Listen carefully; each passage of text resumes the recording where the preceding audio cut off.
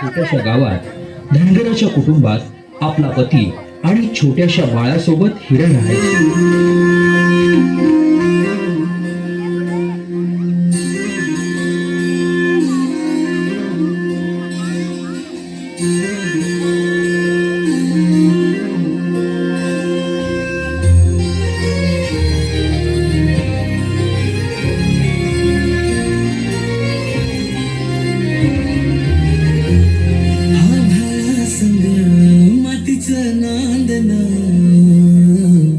जीव झाला चकवा चांदन आभाळा संग मातीचं नांदन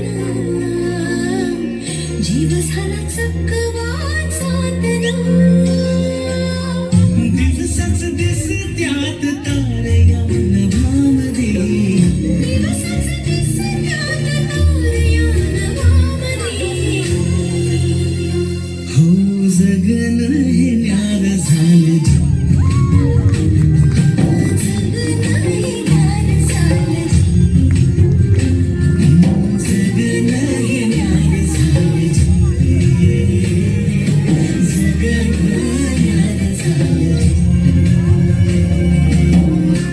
नेहमीप्रमाणे एके दिवशी हिरानं गोठ्यातून जनावरांचं दूध काढलं आणि आपल्या तान्ह्या बाळाला खेळवून पुन्हा त्याला घरी सोडून ती रायगडावर निघाली.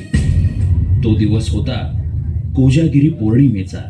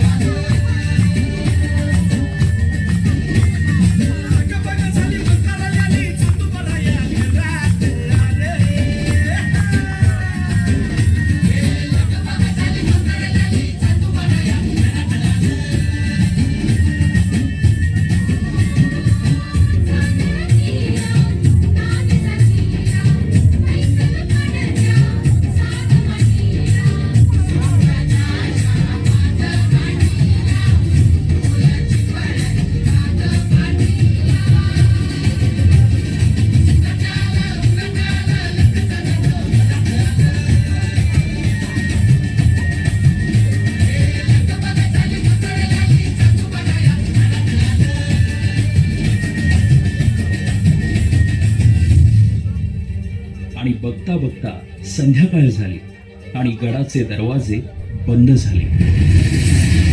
माझं बाळ एकलं आहे घरलं या पदरपसती तुमच्या मुलं मला जाऊ दे.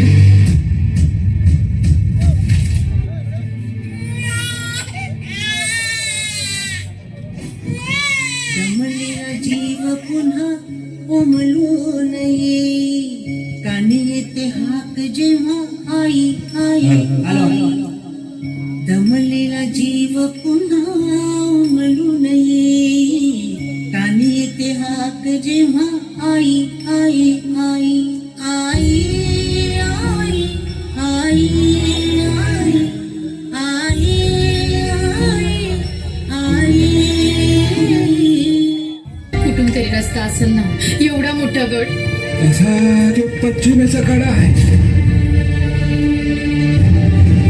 तिथं न तटबंदी न बुरुज कडा असा भडकतो सगळा तिथून फकस्त वारावर येतो आणि पाणी खाली नांगत. पण माझं बाळ आई भवानी राहील पाठीशी उभी. आई भवानीला समधीकडे पोचता येत नाही म्हणून तर तिनं आई बनवलं. पोटासाठी घरी रोज हिंडते पाऊल कान घेते क्षण क्षण पिरांची चाहूल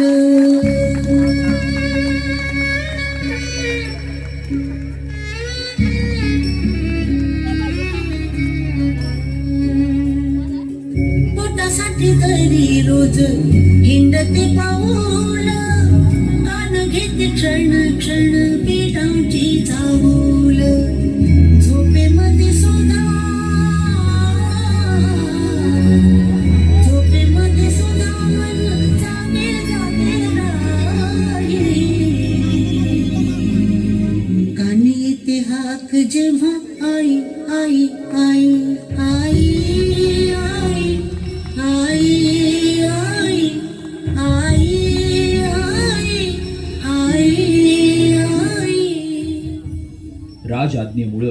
दरवाजा उघडणं शक्य नसल्यानं तिचं म्हणणं कुणीच ऐकेना. आता हिराच्या डोळ्यासमोर येत होतं ते म्हणजे तिचं घरी एकटं असलेलं तान्हं बाळ.